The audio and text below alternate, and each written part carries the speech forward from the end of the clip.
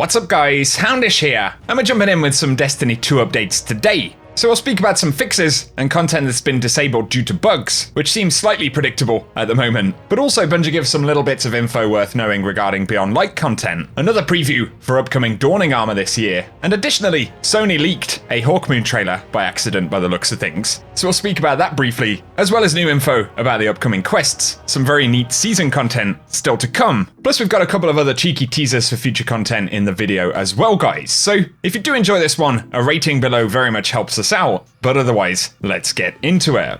Starting out with some very recent updates from Bungie Help did tweet that due to a recently discovered issue, they've had to disable the Vesper of Radius Exotic Warlock chest armor. Not entirely sure what the issue is this time, although I'm sure some of you guys can help us out in the comment section. Certainly seems to be the case though, that as time goes by, with more and more gear in the game, but also with players having more understanding of how to reproduce certain bugs, banned exotics and pieces of gear is happening pretty regularly. Of course, the team also spoke about trials being disabled, and in case you missed it, it's currently planned to return on the 18th of December, and so at some point in the next couple of weeks, the Behemoth Stasis bug that's causing issues for that environment should also be fixed. And finally, on the subject of Beyond Light content, Bungie Help said that unused memory fragments, which are used to purchase Stasis fragments, will be removed at the end of Season of the Hunt, so players do not need to complete additional Stasis fragment quests after acquiring all of the available fragments. So essentially, at the Stranger, you can continue to pick up those quests indefinitely to acquire fragments until you've bought all of the ones you can potentially sell. But it isn't going to be a currency moving into future seasons that'll be kind of relevant.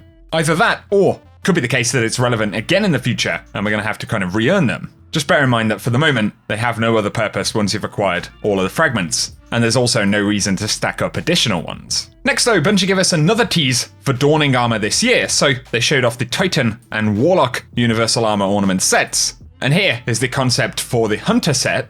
Of course, these are community incentive rewards for Bungie's Game to Give charity initiative going on right now, with Bungie revealing a new legendary weapon for the Dawning if we hit $1 million donated. So that'd be cool, something to keep your eye on, and I'll once again link the associated pages for that down below. Here though, let's speak a little bit about the Hawkmoon. So, kind of an interesting one, but yesterday a trailer popped up.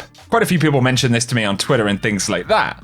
But it was a Hawkmoon Exotic quest trailer, which dropped via the PlayStation channel, and very shortly after going up, was actually removed. There are full uploads of it that you can check out, but essentially all of the footage was the same stuff that we saw inside of the Season of the Hunt trailer. So there were a couple of different specific clips with the Hawkmoon, and those are the ones that we get again in the Hawkmoon trailer.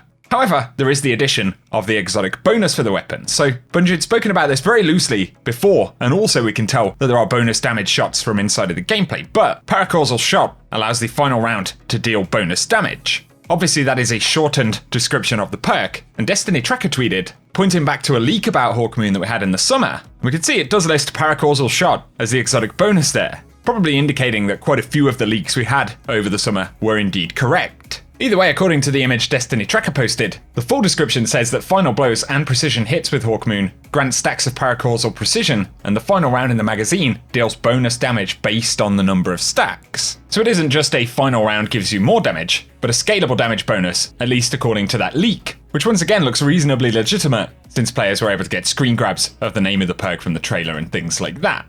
And so as always, give us your thoughts about it. But there are more spoilers for the Hawkmoon quest and future content. And over the past few days, folks have discussed new details, of course, regarding the Hawkmoon, which is returning this season. We've had both a look at upcoming ornaments, as well as a quest or mission area that's going to be linked to acquiring the weapon. But today we do get some interesting bits of information via a Reddit post from PieGuyIsMe. But they supposedly updated Jinsa's audio tool to work in Beyond Light, and have gained access to some pretty interesting dialogue that'll be used for some of this content. So firstly, as well as us visiting a hidden area or possible mission space in the Hallowed Grove that we showed the other day, it looks like we will be returning to the dam in the European Dead Zone at Lake of Shadows. They've managed to extract a lot of dialogue that we won't talk about in this video, but there are going to be some very cool story sections and conversations between Ghost, the Crow, and his ghost Glint. But we're also apparently going to discover a ship made of the same material as Hawkmoon during this mission. And as we've seen with the shards of the Traveller in this secret space, the Traveller and the Light appears to be a bit of a theme that's going to parallel the extra backstory that we'll get about the Crow.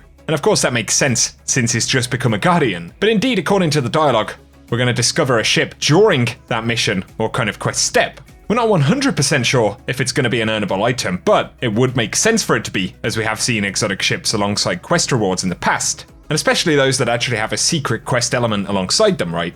Nonetheless, if you want to dig further through the audio, then it is linked down below. And it looks like the Hawkmoon quest could be something pretty neat, but they did post further spoilers, and we've seen a few times now kind of end of season events or story content that drives that narrative at the very least, and it looks like season 12 will also get an end of season piece of content. I'm avoiding saying event because of course we don't know exactly what format these things will take, but according to some of the dialogue that was discovered, the High Celebrant of Xivu Arath is an enemy that we're going to encounter during a hidden mission in the Ascendant Realm. Probably something that'll happen after a couple of other story beats throughout the season. But regardless indicates there is a lot more seasonal narrative to come, and again, in terms of the roadmap and content delivery over the next couple of months, we've just been in a massively extended season over the summer, but once we get into the new year, season 13 will be on its way fairly quickly, so relatively speaking, it'll hopefully feel like a lot is going on. And just the other day, Bungie started sharing new armor for the Dawning event, so these will be new universal ornaments. And Dawning starts on 15th of December, which is also the date that players now suspect Hawkmoon will actually launch. But otherwise, Dawning itself will be focused on baking gifts and lots of cosmetics as it often is. However, on the subject of armor, we spoke the other day about some 3D renders for a Hake armor set which were shared by Alex Verghini, who works as a concept artist for Bungie. However, with these being 3D renders, it does seem pretty likely that they are going to be in the game at some point. And we should also remember what Bungie have said for season armor moving forward. So of course last season we got that Dato armor set that dropped via the Prophecy Dungeon, but previously Bungie had said that aspirational activities like raids, trials, and dungeons where you form up in a fire team, as well as aspirational pursuit armor being something that they plan to deliver on a season-to-season basis. It's worth bearing that in mind in itself, right? Because it kind of suggests even next season we're going to get aspirational armor associated with an endgame activity. And right now we do have Deepstone Crypt. Prophecy itself should be returning before the end of this season. And then the only other aspirational activity that we know is coming in year 4, outside of this season, would be Vault of Glass. So season over season, that should make content a bit more exciting in the endgame. And who knows, that Hake armor set could potentially be a featured set of aspirational armor, much like the other Foundry set we saw for last season's dungeon. I'd be curious to get any thoughts from you guys, but importantly, we can remember that Bungie had pretty much promised more aspirational armor over the course of this year, which is a huge thing.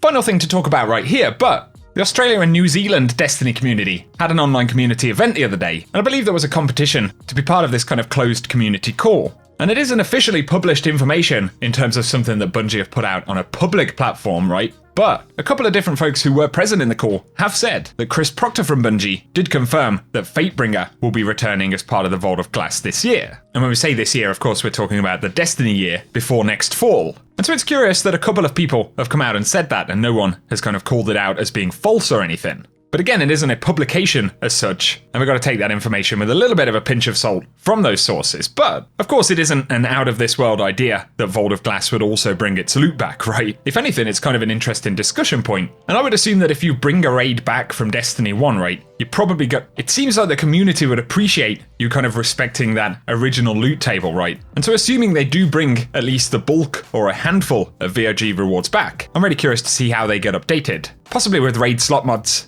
and in a format for D2 of course. It's also safe to assume that the Vault of Glass is going to fill that space for aspirational rewards, right, for the season that it does drop in. But otherwise, apparently, in the community event, there was a lot of conversation about contest mode for Raid, how different players feel about that, adept rewards in kind of endgame PvE content, and a few relevant things, especially connecting that conversation between the current Beyond Light content and perhaps things that Bungie are thinking about for in the future. So, interesting conversation, guys. Let us know what you think down below about the return of Vault of Glass. Hit us up in the comment section because it would be cool to get an idea of whether most players would like to see Vault of Glass's original loot return to the game. I'm going to assume that most players will vote for that. I feel confident that there will at least be a series of players who would be excited to see somewhat updated loot or even completely brand new loot for the Vault of Glass in D2. So what would your preference be? Do you want to grab Fatebringer and Mythoclast again? I'd be curious for any ideas about how they could be modified, or whether you feel like we should see brand new stuff. But today though, guys, that's what we have to speak about in the video. So as always, I hope you have enjoyed it. And if you have, a rating below really helps us out, but also feel free to get subscribed to the channel to see more Destiny 2 news updates. And otherwise, I hope you have an awesome day.